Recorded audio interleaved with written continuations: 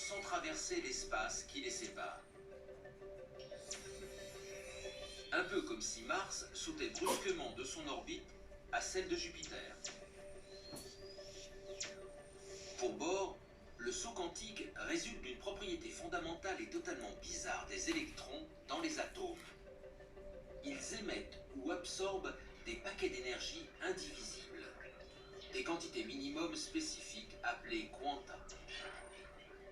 C'est pour cela que les électrons ne peuvent occuper que des orbites spécifiques. Un électron doit être ici ou là, pas entre les deux. Ça ne ressemble à rien de ce qu'on peut observer. Pensez à votre quotidien. Quand on mange, est-ce que la nourriture est sous forme de quanta? Faut-il se servir une quantité minimum déterminée? Non. Mais l'énergie des électrons dans un atome est quantifiée. C'est un phénomène extrêmement mystérieux. Pourtant, les expériences ont bientôt montré que Bohr avait raison.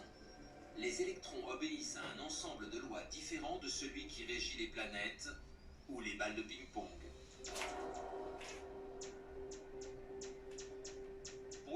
Sa découverte a complètement changé la donne. Mais cette conception nouvelle de l'atome a mis Bohr et ses collègues en porte-à-faux avec les théories physiques communément admises. Le saut quantique n'était qu'un début. Par ses idées révolutionnaires, Bohr s'est très vite opposé à l'un des plus grands physiciens de tous les temps.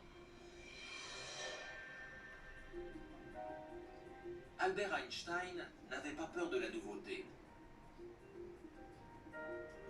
Mais dans les années 1920, le monde de la mécanique quantique a pris une direction qu'il n'avait pas envie de suivre, car elle divergeait nettement des prédictions absolues et définitives qui caractérisaient la physique classique.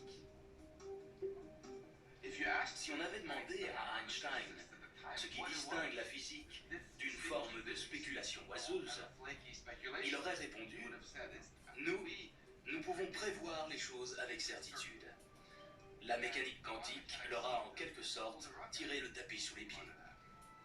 La célèbre expérience de la double fente montre de façon particulièrement imagée les mystères de la physique quantique.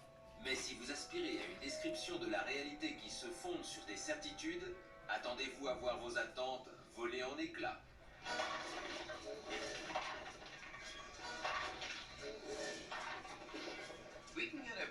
On peut se faire une idée de cette expérience et de la façon dont elle a bouleversé notre vision de la réalité en réalisant une expérience similaire, non pas au niveau des particules, mais avec des objets plus ordinaires, comme ceux qu'on trouve ici, dans un bowling.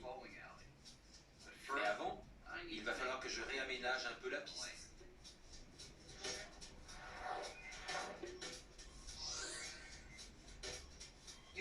Normalement, si je fais rouler plusieurs boules sur la piste, soit elles seront arrêtées par la plaque, soit elles passeront par une des fentes et iront frapper l'écran placé derrière.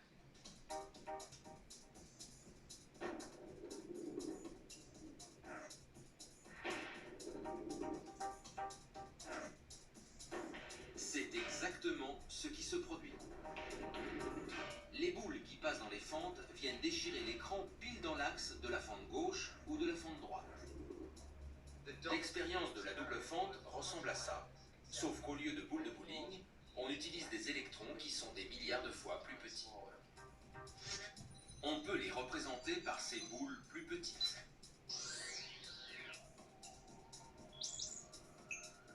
Voyons ce qui se passe quand j'en lance plusieurs.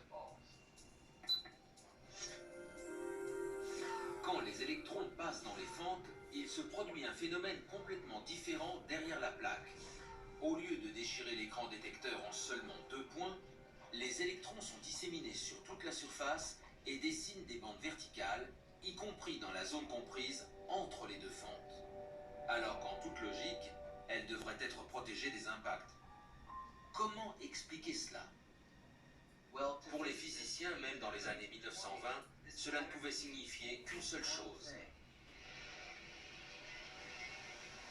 Il s'agit d'ondes. Comme les vagues, les ondes font un tas de choses que des boules de bowling ne peuvent pas faire. Elles peuvent se scinder et se combiner. Si j'en j'envoie une vague à travers la double fente. Elle se scinde d'abord en deux. Puis les deux vagues résultantes se rencontrent. Les crêtes et les creux de chacune d'elles se combinent. Deux crêtes qui se rencontrent forment une crête plus grande. Deux creux qui se rencontrent, un creux plus grand. Et quand une crête et un creux se rencontrent, ils s'annulent. Si on traduit la hauteur du niveau d'eau par des points plus ou moins brillants sur l'écran, les crêtes et les creux créent une succession de bandes. C'est ce qu'on appelle une figure d'interférence. Mais les électrons sont des particules. Alors comment peuvent-ils dessiner cette figure? Comment un seul électron peut-il produire le même schéma qu'une onde? Une particule est une particule. Une onde est une onde.